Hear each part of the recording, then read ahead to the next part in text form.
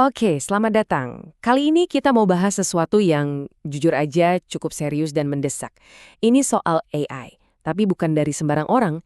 Ini pesan dari seorang insider, orang dalam yang lihat langsung perkembangannya dari dekat. Dan pesannya sangat spesifik. Nah, orangnya ini Tristan Harris. Kenapa omongannya penting?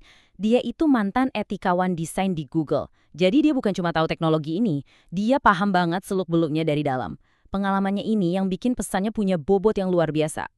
Dan yang perlu kita catat nih, ini bukan cerita fiksi ilmiah ya, bukan ramalan buat 50 tahun lagi. Ini prediksi konkret buat masa depan yang deket banget. Inilah yang bikin situasinya jadi genting. Dan ini dia, tahun yang jadi pusat perhatian kita. 2027. Cuma beberapa tahun dari sekarang kan? Oke, sekarang pertanyaannya. Kenapa 2027? Apa yang spesial dari tahun itu? Oke, jadi kita mulai dari domino pertama yang bakal jatuh. Menurut Harris, ancaman yang paling jelas dan paling cepat kita rasakan adalah ya soal pekerjaan. Bakal ada disrupsi besar-besaran di pasar tenaga kerja global. Terus, siapa yang paling kena dampaknya? Nah, grafiknya nunjukin pekerja junior dan lulusan baru. Kenapa mereka? Gini, AI itu jago banget mengotomatisasi tugas-tugas dasar, tugas-tugas kognitif level awal. Padahal kan, itu biasanya jadi pintu masuk buat anak-anak baru di dunia kerja. Nah, ini dia rincian masalahnya. Pekerjaan hilang lebih cepat dari yang kita perkirakan, sektor-sektor kerja tertentu bisa runtuh, dan ada konsep baru yang menarik banget, yaitu imigran AI. Dengar istilah ini aja udah bikin penasaran kan? Apa sih maksudnya? Ini dia penjelasannya. Imigran AI itu, ya sistem AI yang ngerjain tugas-tugas kognitif. Mereka seolah-olah berimigrasi ke dunia kerja digital buat bersaing dan akhirnya menggantikan manusia. Jadi AI di sini bukan lagi sekedar alat bantu, tapi udah jadi pesaing langsung buat kita di pekerjaan yang butuh mikir.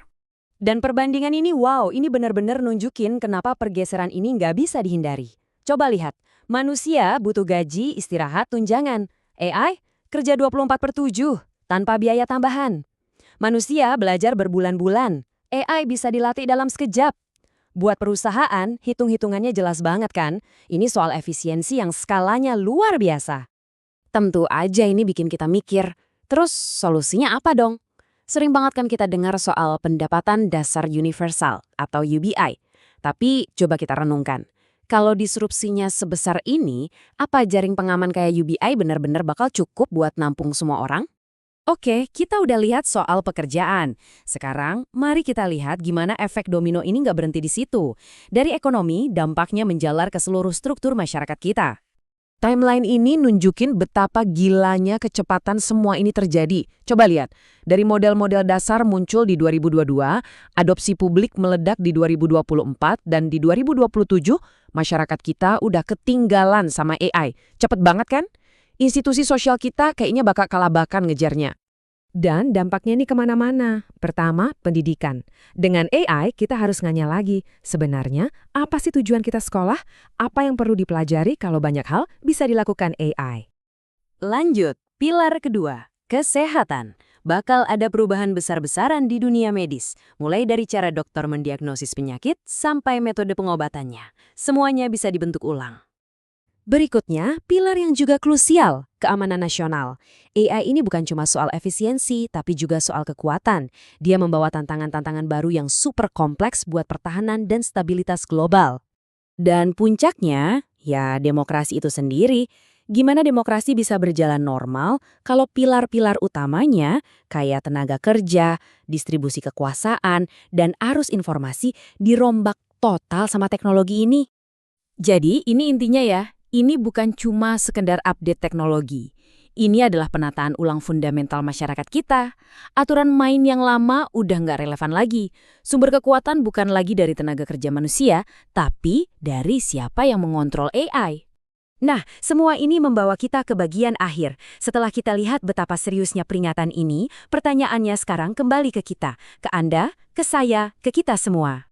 Pesannya udah jelas banget. Kita butuh langkah-langkah darurat, sekarang juga. Bukan besok, bukan tahun depan. Kita harus proaktif menavigasi badai yang akan datang ini. Kita nggak bisa cuma jadi penonton. Jadi, saya tinggalin Anda dengan pertanyaan ini.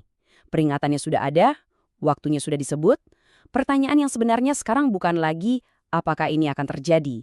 pertanyaan yang jauh lebih penting adalah apa yang terjadi kalau kita tidak siap?